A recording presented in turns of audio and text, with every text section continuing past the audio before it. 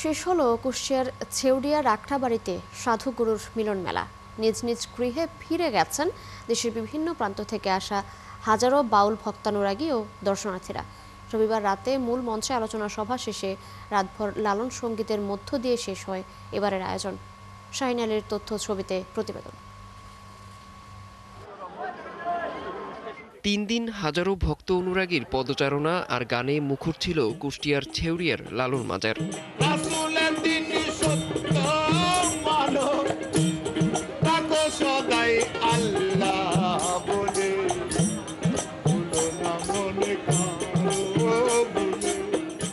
বিদায় বেলায় তাই এমন সুন্দর পরিবেশ ছেড়ে যেতে ভারাক্রান্ত মন হাজারো লালন ভক্ত অনুরাগীদের। ভক্তরা জানান, মানুষের পরিচয় জাতপাত ধর্মে নয়, মানুষকে ভালোবাসলেই সৃষ্টিকর্তাকে পাওয়া যায়।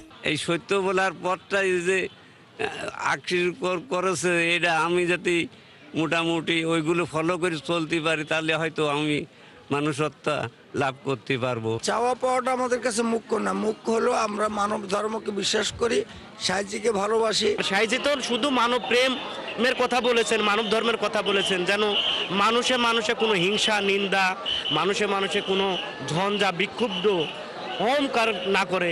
এবার জাতীয়ভাবে লালনের তিরোধান দিবস পালন হচ্ছে। প্রথম থেকেই দর্শনার্থীদের উপচে পড়া ভিড় ছিল।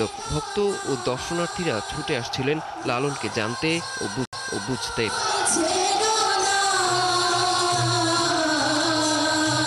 লালন সাইকে জানার জন্য, তার ব্যাপারে রিসার্চ করার জন্যই আমরা আসছি। আমি আমার সহ আমার ভার্সিটির আরও অনেক ফ্রেন্ডরা সাধুসঙ্গ দেখার জন্য আসলাম। দেশের গণ্ডি পেরিয়ে লালন বিদেশের মাটিতেও মিশে গেছে। শিক্ষাবিদ গায়ত্রী চক্রবর্তী জানান, লালনকে নিয়ে গবেষণার অনেক কিছু বাকি আছে, যে কারণে আন্তর্জাতিক মানের গবেষণা কেন্দ্র গড়ে তুলতে হবে।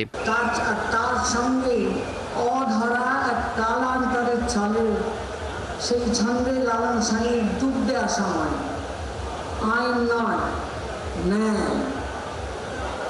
যারা ইংরেজি পছন্দ করেন, ল নয়, জাস্টিস। আইন নয়, ন্যায়। বিদায় বেলায় ভক্তরা জানিয়ে গেছেন, আগামী দোল উৎসবে তারা আবারও ফিরে আসবে সাইজির কাছে। অরিসুল ইসলাম, ৭১।